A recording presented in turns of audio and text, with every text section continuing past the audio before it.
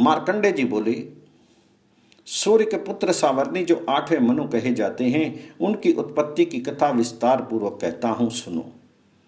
सूर्य कुमार महाभाग सावर्णी भक्ति महामाया के अनुग्रह से जिस प्रकार मनवंतर के स्वामी हुए, वही प्रसंग सुनाता हूं। पूर्व काल की बात है। स्वाराचिष मनवंतर में सुरथ नाम के राजा थे, जो चैत्र वंश में उत्पन्न हुए थे। उनका समस्त भूमंडल पर अधिकार था। वे प्रजा का अपने औरस पुत्रों की भांति भक्ति पूर्वक पालन करते थे। फिर भी उस कोल विध्वंसी नाम के क्षत्रिय उनके शत्रु हो गए। राजा सुरथ की दंड नीति बड़ी प्रबल थी। उनका शत्रुओं के साथ संग्राम हुआ। यद्यपि कोला विध्वंसी संख्या में कम थे, तो भी राजा सुरथ युद्ध में उनसे परास्त हो गए। तब वे युद्ध भूमि से अपने नगर को लौटाए और केवल अपने देश के राजा होकर रहने लगे। समूची पृथ्वी से अब उनका अधिकार जाता रहा, किंतु वहां भी उन प्रबल शत्रुओं ने उस समय महाभाग राजा सुरथ पर आक्रमण कर दिया। राजा का बल क्षीण हो चला था, इसलिए उनके दुष्ट बलवान एवं दुरात्मा मंत्रियों ने वहां उनकी राजधानी में भी राजकीय सेना और खजाने को वहां से हथिया लिया। सुरथ का प्रभुत्व नष्ट हो चुका था, इसलिए वे शिकार खेलने के बहाने घोड़ों पर सवार हो वहां से अकेले ही एक घने जंगल में चले गए। वहां उन्होंने विप्रवर मेधा मुनि का आश्रम देखा, जहां कितने ही हिंसक जीव अपनी स्वाभाविक हिंसावृत्ति छोड़कर परम शांत भाव से रहते थे। मुनि के बहुत से शिष्य उन वन की शोभा बढ़ा रहे थे। वहां जाने पर मुनि ने उनका सत्कार किया और वे उन मुनि श्रेष्ठ के आश्रम पर इधर उधर विचरते हुए कुछ काल तक वहां रहे। फिर ममता से आकृष्ट चित्त होकर उस आश्रम से इस प्रकार चिंता करने लगे कि पूर्व काल में मेरे पूर्वजों ने जिसका पालन किया था, वही नगर आज मुझसे रहित है। पता नहीं मेरे दुराचारी भृत्यगण उसकी धर्मपूर्वक रक्षा करते हैं या नहीं। जो सदा मद की वर्षा करने वाला और शूरवीर था, वह मेरा प्रधान हाथी अब शत्रुओं के अधीन होकर न जाने किन भोगों को भोगता होगा। जो लोग मेरी कृपा, धन और भोजन पाने से सदा मेरे पीछे पीछे चलते थे, वे निश्चय ही अब दूसरे राजाओं का अनुसरण करते होंगे। उन अपव्ययी लोगों के द्वारा सदा खर्च होते रहने के कारण अत्यंत कष्ट से जमा किया हुआ मेरा वह खजाना खाली हो जाएगा।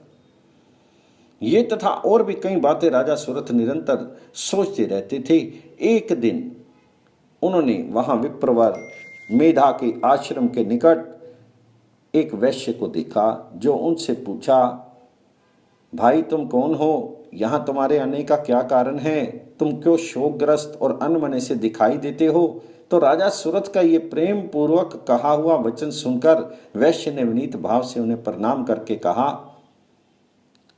राजन, मैं धनियों के कुल में उत्पन्न एक वैश्य हूं। मेरा नाम समाधि है। मेरे दुष्ट स्त्री पुत्रों ने धन के लोभ से मुझे घर से बाहर निकाल दिया। मैं इस समय धन, स्त्री और पुत्र से वंचित हूं। मेरे विश्वसनीय बंधुओं ने मेरा ही धन लेकर मुझे दूर कर दिया है, इसलिए दुखी होकर मैं वन में चला आया हूं।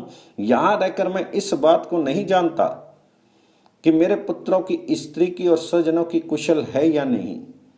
इस समय घर में वे कुशल से रहते हैं अथवा उन्हें कोई कष्ट है। वे मेरे पुत्र कैसे हैं? क्या वे सदाचारी हैं अथवा दुराचारी हो गए हैं? तो राजा ने पूछा, जिन लोभी स्त्री पुत्र आदि ने धन के कारण तुम्हें घर से निकाल दिया, उनके प्रति तुम्हारे चित्त में इतना स्नेह क्यों है? तो वैश्य बोला, आप मेरे विषय में जो बात कहते हैं वे सब ठीक है, किंतु क्या करूं, मेरा मन निष्ठुरता नहीं धारण करता। जिन्होंने धन के लोभ में पड़कर पिता के प्रेम, स्नेह, पति के प्रेम तथा आत्मीय जन के प्रति अनुराग को तिलांजलि दे मुझे घर से निकाल दिया है, उन्हीं के प्रति मेरा हृदय में इतना स्नेह है। महामते, गुणहीन बंधुओं के प्रति भी जो मेरा चित्त इस प्रकार प्रेम मग्न हो रहा है, ये क्या है? इस बात को मैं जानकर भी नहीं जान पाता। उनके लिए मैं लंबी सांसें ले रहा हूं और मेरा हृदय अत्यंत दुखित हो रहा है। उन लोगों में प्रेम का सरथा अभाव है, तो भी उनके प्रति जो मेरा मन निष्ठुर हो पाता, इसके लिए क्या करूं? तो मार्कंडेय जी कहते हैं, ब्राह्मण तदंतर राजाओं में श्रेष्ठ सुरथ और वह समाधि नामक वैश्य दोनों साथ साथ मेधा मुनि के सेवा में उपस्थित हुए और उनके साथ यथा योग्य न्याय अनुकूल विनय पूर्ण वर्ताव करके बैठे। तत्पश्चात वैश्य और राजा ने कुछ वार्तालाप आरंभ किया। राजा ने कहा, भगवान, मैं आपसे एक बात पूछना चाहता हूं, उसे बताइए।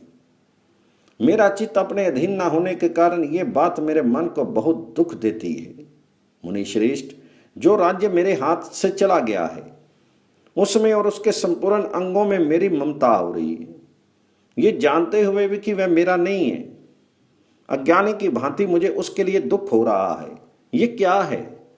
इधर ये वैश्य भी घर से अपमानित होकर आया है, इसके पुत्र स्त्री और भृत्यों ने भी इसको छोड़ दिया है, स्वजनों ने भी इसका परित्याग कर दिया है, तो भी इसके हृदय में उनके प्रति अत्यंत स्नेह है।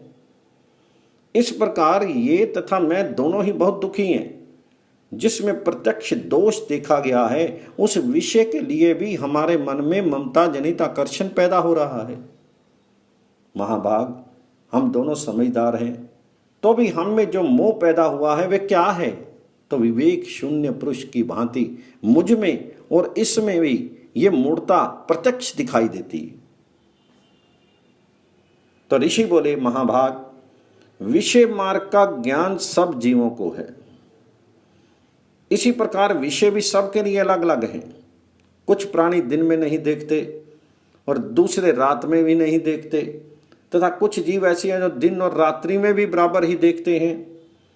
ये ठीक है कि मनुष्य समझदार होते हैं, किंतु केवल वे ही ऐसे नहीं होते। पशु पक्षी और मृग आदि सभी प्राणी समझदार होते हैं। मनुष्य की समझ भी वैसी ही होती है जैसी उस मृग और पक्षियों की होती है, तथा जैसी मनुष्यों की होती है वैसे ही उन मृग पक्षी आदि की होती है, तथा अन्य बातें प्राय दोनों में समान ही है। समझ होने पर भी इन पक्षियों को तो देखो, ये स्वयं भूख से पीड़ित होते हैं। भूख से पीड़ित होते हुए भी मोहवश बच्चों की चोंच में कितने चाव से अन्न के दाने डाल रहे हैं। नारश्रेष्ठ, क्या तुम नहीं देखते कि ये मनुष्य समझदार होते हैं भी लोभवश अपने किए हुए उपकार का बदला पाने के लिए पुत्रों की अभिलाषा करता है? यद्यपि उन सब में समझ की कमी नहीं है, तथापि वे संसार की स्थिति अर्थात जन्म मरण की परंपरा बनाए रखने वाले भगवती महामाया के प्रभाव द्वारा ममता में भंवर से युक्त मोह के गहरे गर्त में गिराए जाते हैं। इसलिए इसमें आश्चर्य नहीं करना चाहिए। जगदीश्वर भगवान विष्णु की योग निद्रा रूपी जो भगवती महामाया है, उन्हीं से ये जगत मोहित हो रहा है।